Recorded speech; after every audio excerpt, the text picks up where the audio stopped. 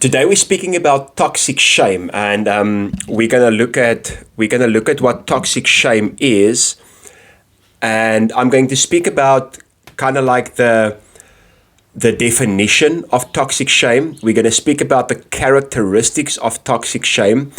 Then I'm going to give you 9 things that you can do to overcome toxic shame. And I have a course that links very well to this called Healing Childhood Trauma. This is a course that I do coaching and training on. So if you want to do the course on healing childhood trauma, please feel free to send me an email. I do this course over platforms such as Zoom, Teams. So no matter where you are in the world, we can work through this course. It's a 4-week course, and yeah, it's gonna help you to deal with a lot of the things, and it's also going to help you to deal with what we are talking about today, because a lot of times when people have childhood trauma, or when a lot of times when people have toxic shame rather, then it's because, or in a big way, it's because of childhood trauma. So today we're going to speak about toxic shame. Before I get to toxic shame, I want to talk to you guys, or just tell you guys, what is healthy shame. So healthy shame, because it is healthy to feel shameful to a certain extent, because I cannot sit here naked and say, I don't feel shameful to do something like that. I cannot like walk into other people's house, break things, misbehave myself, and say, I don't feel shameful about that. I cannot like just mistreat people and say I have no shame in me whatsoever. And we speak about emotional intelligence a lot. And I always say, there's no such thing really as a bad emotion, but what you do with the emotion, what the emotion tells you and how you handle it can be good or bad. So shame does help us to have certain boundaries and to not overstep those boundaries, and that's where it can be a good thing. Now, the thing is, we don't want to live in shame, because if we look at the vibration of energies, if we have the emotion of shame, now the word emotion means energy in motion. Shame and guilt is one of the lowest frequencies that you get, so definitely we don't want to stay in shame. But if there's a little bit of it there, that helps us not to overstep boundaries. But if we live in shame, and especially if we live in like a toxic shame, we're always going to be in that low frequency. So what is toxic shame? According to John Bradshaw, and I'm reading his definition of toxic shame, he said, instead of just being yourself, you need to constantly do things. You become a human doing, instead of a human being. When you have toxic shame, you are unable to be yourself. Instead, you keep your true self a secret and present a different self to the world, or a persona. So a person with toxic shame is very ashamed of being. So they're very ashamed of the person who they are. And a lot of times they will withdraw themselves. We will see this now when we come to the characteristics. A lot of times they will withdraw themselves because they're ashamed of who they are. And they get to the place of, in their thinking, they get to the place of, what should I do? What should I do? What should I do? And they struggle a lot to be. Pete Walker said, toxic shame is the core belief, usually unconscious, that one is inherently flawed, bad, worthless, or defective. It is the engine that drives the symptomatic patterns of the so-called personality disorders, as well as pervasive feelings of anxiety and depression. So I just want us to get the iceberg up again, and this iceberg is in my Healing Childhood Trauma course. And this iceberg illustrates a theory by Sigmund Freud developed in 1923. And Freud spoke about the id, ego, and the superego. So the id is the part of our wants, our needs, and our desires. And this is there from, since we are babies, this part is there. And the wants, the needs and desires, because a lot of times, parents or caretakers or friends at a very young age tells us, this is wrong, and you are shamed for having desires. This is a very important thing. You are shamed for having desires. So as you look at the iceberg, you will see the part of the iceberg under the water is what Freud calls unconscious. And a lot of the shame that we have experienced as children lies in that unconscious part. So maybe you've been shamed for feeling emotional. And today you feel like it's not okay to be emotional. Maybe your true self want to be emotional. You feel like it's not okay to be emotional. You feel ashamed of being emotional. So rather you put up this front in front of people, like John Bradshaw said, you become this doing, and you're not allowing yourself to get into your feelings. Maybe you've been shamed as a child for having desires for sport. And I know this is maybe not a great example, but let's go with it. Maybe you had a desire for sport, and today that thing is so repressed that you like stay away from sport fields totally because you are ashamed of that desire within you. And now it is repressed, it is unconscious, and because it's repressed and unconscious, it pulls you back to a certain place the whole time. And for people with toxic shame, it pulls them to this place where they feel like they cannot be who they truly are, and they're really ashamed of who they truly are. So for people with toxic shame, shame is not something you have from time to time. In certain situations, shame for you is who you are. You are really ashamed of who you are, so you conceal who you are to the world out there. So people with toxic shame are really unauthentic because they're very afraid of being themselves to the world because of this repressed shame and this repressed feelings of I'm not good enough and I'm not okay. So who suffers from toxic shame? So insecure people tend to suffer from toxic shame. So I'm not secure within me. And it also comes back to the attachments. In the Healing Childhood Trauma course, I speak about the different attachments. So people with toxic shame tend to have an avoidant attachment. So they avoid intimacy, emotional intimacy especially. They avoid getting too close to somebody, because when you get close to somebody, you get to that place where you become vulnerable, you get to that place where you become authentic. And, even they said, like in one part of the research that I read, they said people with toxic shame can sometimes be married for 30, 40 years and they've never revealed their true self to their spouse, because they are so ashamed of their true self. And people who tend to have toxic shame are people with childhood trauma. So let's just get the iceberg up again. So in order to deal with childhood trauma, if you look at the space under the surface, the unconscious part, Freud spoke about you have to make this unconscious conscious. So you have to go look at the things that you've dealt with as a child, things that hurt you, things that caused the shame, and you have to take it out of the unconscious and you have to make it conscious. You have to reveal it. Carl Jung spoke about this as the dark shadow. Dark referring to the parts of yourself that you're ashamed of. Shadow is what you cast on that part so nobody out there sees it. So it's kind of like you're wearing this mask, or you're only showing people certain parts of who you are because you are ashamed. So the idea is not like just to bring these parts out and reveal them in a kind of like a way that hurts society or a way that hurts people. Because, a lot of people can do that. People sometimes with toxic shame, they struggle to be integrative in those parts. They kind of like either totally shy, or a lot of people a lot of insecure people can even become narcissistic or histrionic, where everything is about them. So neither one of the two is where we want to be. We want to get to this neutral place where you have a healthy self-love for you and a healthy self-love for other people, where you can be authentic, where you allow other people to be authentic. People with toxic shame struggle to do that. So what are some characteristics of, I just wanted to say this, I forgot, Carl Jung spoke about the dark shadow, the dark parts that you keep hidden, and he said you have to bring those parts to light. Now, this doesn't mean especially in your healing process, it doesn't mean go put it on Facebook or Instagram, but it does mean bring it to the light first of all for yourself, and then maybe speak to a counselor or close people so that you can deal with these parts that you are bringing to consciousness. So, what are characteristics of toxic shame? Caged and inward.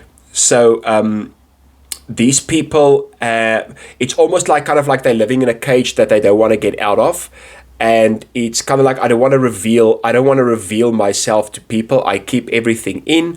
I'm a very inward person, but this is not the same as being an introvert. Okay, so don't when you watch this and say, but I'm kind of like an inward person. This is not the same as being an introvert. This is because an introvert is not people. A healthy introvert is not people that are ashamed of themselves.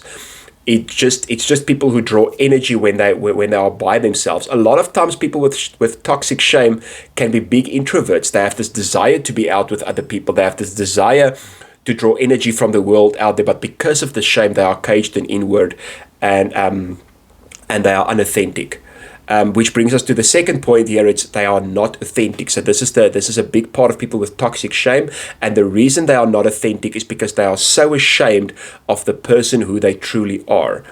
Then confusion between your real and your fake self. So it gets to that place where you have put up such a front for other people because you are ashamed of your real self. You've put up such a front that you yourself don't know anymore what's the difference between who I really am and who I'm presenting to the world. This is why it's so important to integrate those shadow parts with the parts that are conscious, so that you can get to that place where you can figure out, who I really am. Then avoiding intimacy, very important part. I know I say this to every single one, but they avoid intimacy. This doesn't necessarily mean they avoid relationships, but they do avoid intimacy. Not necessarily physical intimacy so much, but emotional intimacy, vulnerability, showing themselves to the person is very difficult for somebody that has toxic shame. And the reason comes back to that insecurity. The reason comes back to like it's not that I have shame from time to time. It's like I am ashamed of who I am.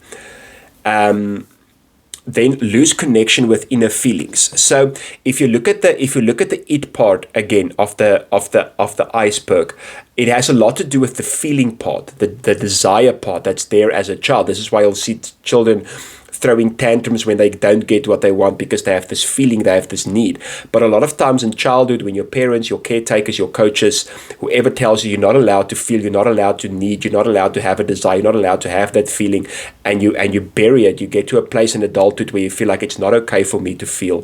It's not okay for me to have emotions. So they totally lose connection with their emotions. It's kind of like they're afraid. That's why they're afraid to get to the world out there and show themselves, because it's going to hurt too much, and this will cause them to get to that place where they have to feel. In order to heal, you have to feel, and because they're so afraid of those feelings, they rather keep it hidden, and they don't get connected with it. The next one is they create a fantasy life. And why? So there's a difference between creating a fantasy life and having a healthy imagination for what you want. It's very good to say, if you're single, I imagine myself getting married. I imagine my business growing. I love this car. I imagine myself driving this car one day, trusting for it, working towards it. That's something different. The fantasy world is something that cannot become a reality, and you fantasize about things that will not really happen in your life, but they are very safe in the fantasy world, because they feel like in the fantasy world they can be their true selves, and the people or the creatures or the things in this fantasy world accepts them for who they are, but they know this is not reality, because in reality they don't feel safe to be that person. So they created this fantasy world in their imagination where they feel safe. And another big thing about people with toxic shame is addictive behaviors, because addictive behaviors helps to cope and to suppress those emotions. So this can be things like alcohol, addicted to social media, addicted to food. I think food addiction is a big thing for somebody who has toxic shame, because it helps. It's something that you put in that helps you not to feel those emotions that can hurt you so much. Okay, so now I'm going to give you 9 things that a person can do to heal from toxic shame, whether this is for yourself or whether you are listening to counsel and help other people. These are 9 things that you can use to help you with toxic shame. Before I go to the 9 things, I'm going to ask you to like this video, subscribe, ring the bell, because it helps also with our algorithm and to get the video out to people out there. Also going to ask you to share it if you believe this information is going to help other people.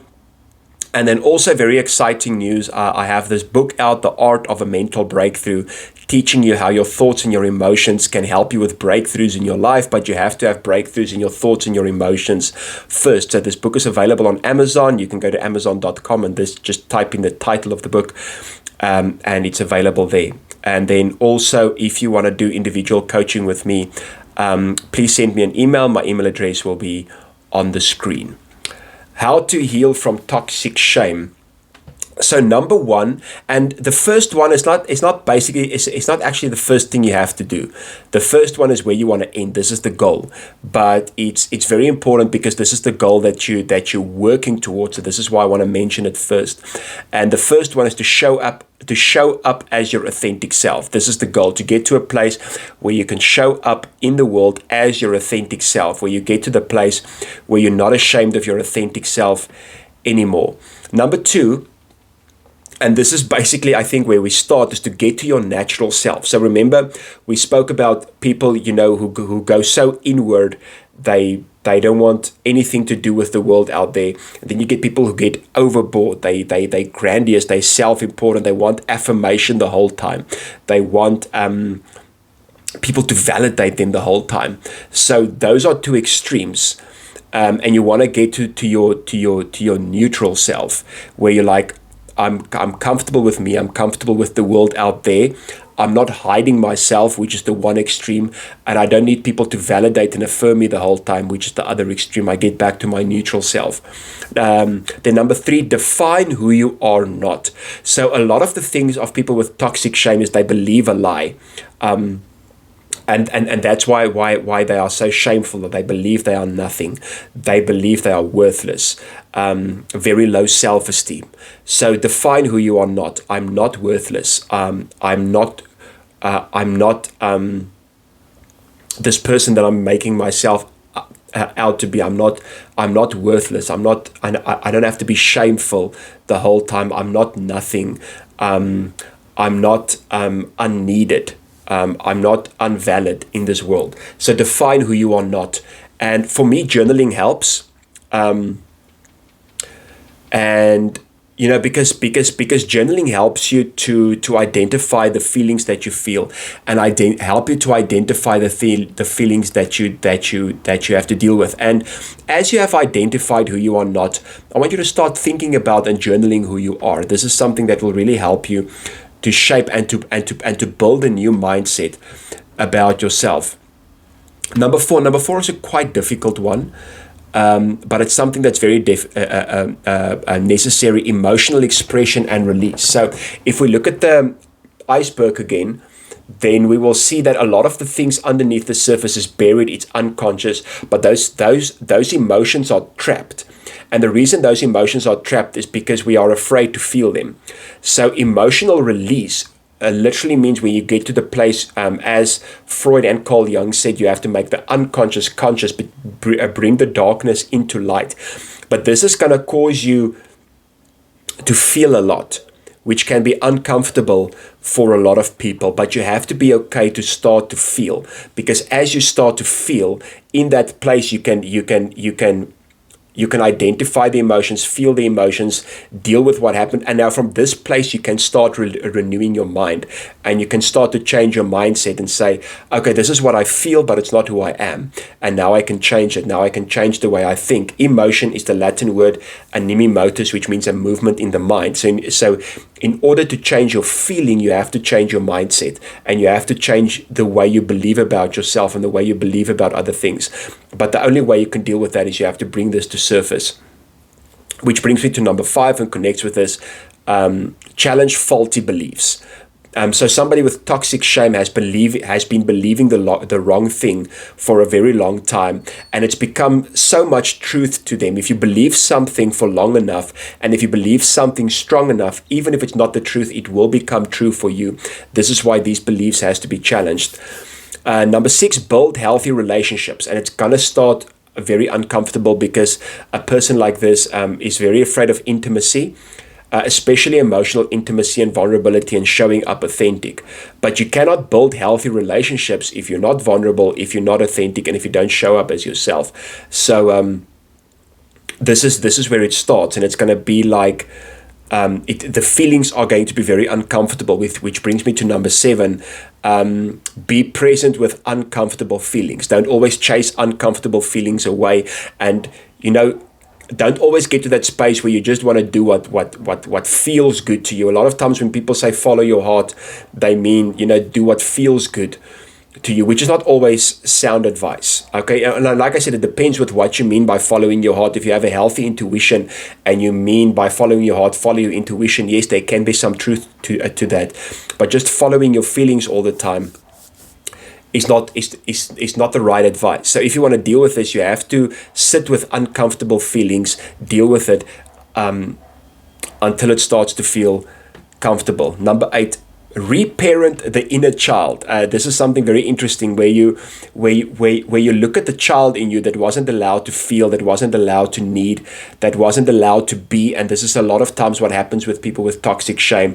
Your inner child, as a child, you weren't allowed to be yourself. You're always shamed for being yourself. So reparenting your inner child is looking at that child or looking at yourself when you were a child and telling yourself as a child, it's okay to be authentic. It's okay to be yourself. You don't have to feel shame. And that's the place where you start to reparent the inner child.